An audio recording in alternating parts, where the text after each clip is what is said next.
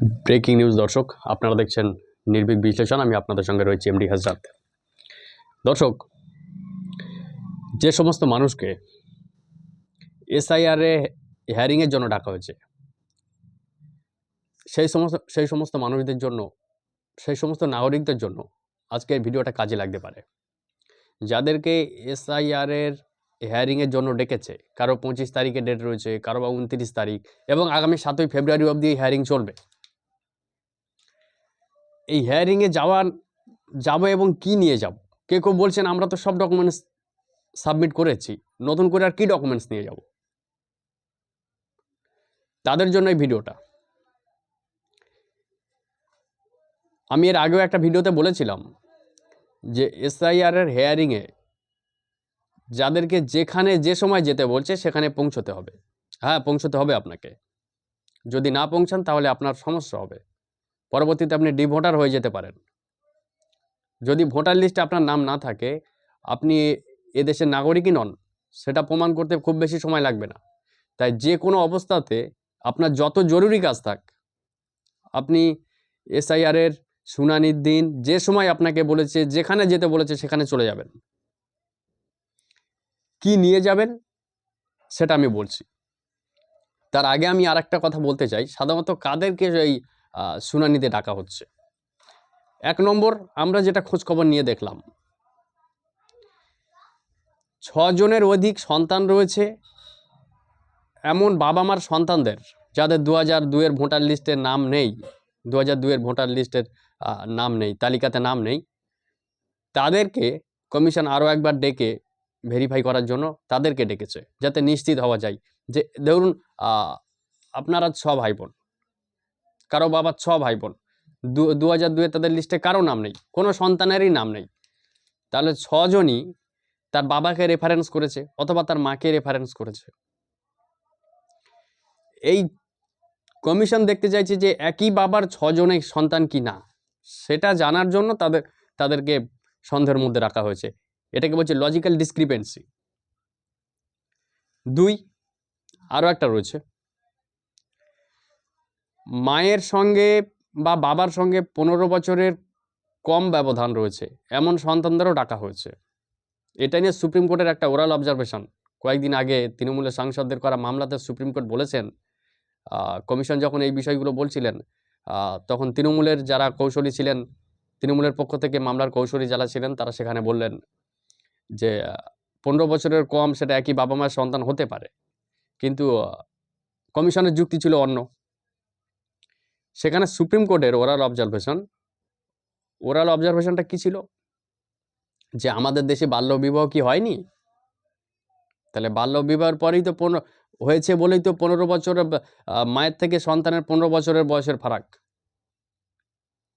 এই 15 বছরের বয়সের ফারাক যাদের রয়েছে তাদেরকেও আরও একবার শুনানিতে ডাকা হচ্ছে, যেতে হবে। এখন কি কি ডকুমেন্টস নিয়ে যাবেন সেখানে?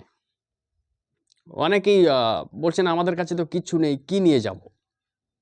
কটা ডকুমেন্টস আপনাদের বলে দিই, এই ডকুমেন্টসগুলো আপনাদের সঙ্গে রাখবেন, তাতে আপনাদের কাজ হতে পারে, অনেক প্রয়োজন হতে পারে এই ডকুমেন্টসগুলোর। মাস্ট যেগুলো আপনাদের সঙ্গে রাখবেন সেটা বলি প্রথমে। এসআইআরের যে নোটিশ করা হয়েছে আপনাকে, দেখুন একটা নোটিশ করা হয়েছে, সেই নোটিশে তারিখ দেওয়া রয়েছে, কারো 25 তারিখ, কারো 29 তারিখ। যে ডেটে আপনাকে যে কোথায় যেখানে যেতে হবে সেখানে তারিখ দেওয়া রয়েছে, এবং কোন সময়ের মধ্যে যেতে হবে সে তারিখও দেওয়া রয়েছে। সেই নোটিশটা আপনারা সঙ্গে রাখবেন। 2, এসআইআর ফর্ম, অরিজিনাল যে ফর্মটা, অর্থাৎ প্রথম যখন আপনি এসআইআর ফর্ম ফিল আপ করে জমা দিয়েছিলেন, 1 কপি আপনি জমা দিয়েছিলেন আপনার বিএলওর হাতে, আর 1 কপি আপনার বাড়িতে রয়েছে, সেই ফর্মটা আপনারা নিয়ে রাখবেন। 3, 2002-এর ভোটার লিস্ট, আপনার বাবার অথবা মায়ের যার সঙ্গে আপনারা যাকে রেফারেন্স করেছিলেন, যার সঙ্গে লিঙ্ক রয়েছে আপনার, সেই ভোটার লিস্ট আপনারা সঙ্গে রেখে দেবেন। এগুলো লাগবেই লাগবে, খুবই প্রয়োজনীয় জিনিস। 4 নম্বরে কি রাখবেন?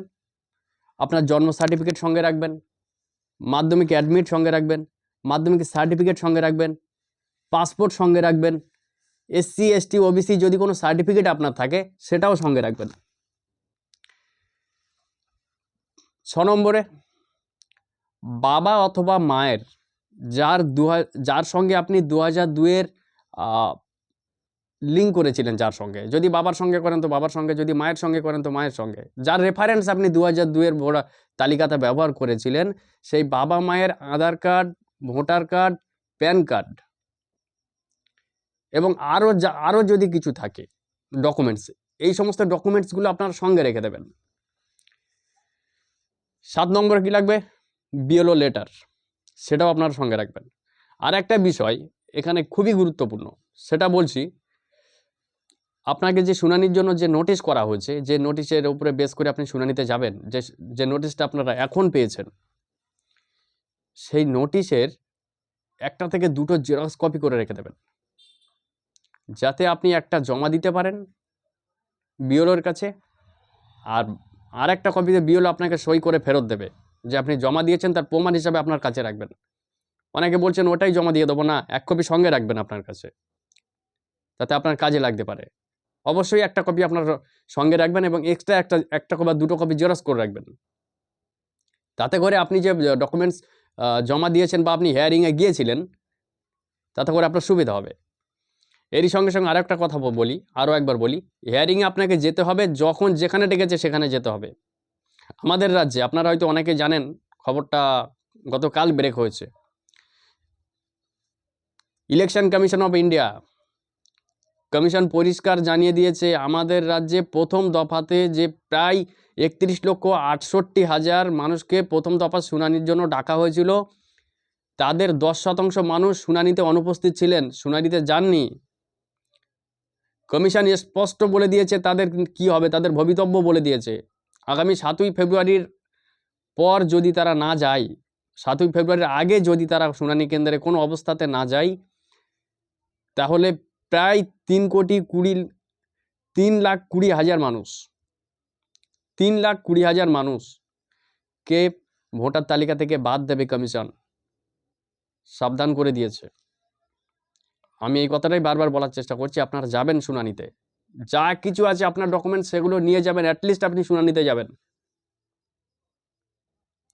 নয়তো কিন্তু আপনি ভোটার তালিকা থেকে বাদ পড়ে যাবেন। আর ভোটার তালিকা থেকে বাদ পড়ে গেলে আপনি এদেশের নাগরিক নন, ডিভোটার হবেন।